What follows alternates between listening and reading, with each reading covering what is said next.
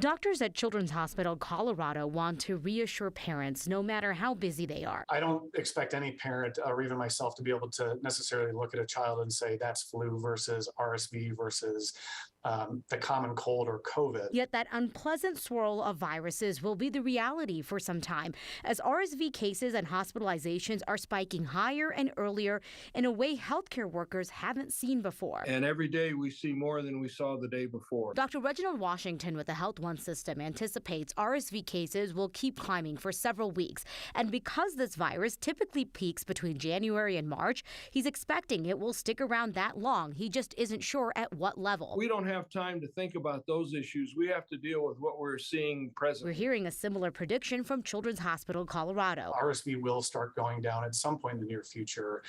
Flu is right behind it. We also know that the pandemic has thrown things off quite a bit. So I agree with Dr. Carney. We would love to see a peak in RSV soon. But if we look historically at previous seasons, we know that RSV levels do tend to stay high for several weeks. Hospital systems are bringing back protocol they learned about during COVID, but this time for kids, since most of the 554 people hospitalized in the metro area are children. We had the advantage of taking care of COVID patients, mostly adults, during that peak pandemic.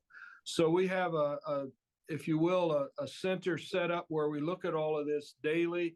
We look at our supplies, we look at our staffing. For Next, I'm Manusha Roy. So again, doctors are saying before you take a kid to the ER, unless it's an absolute emergency, use a nurse hotline or reach out to a family practice first.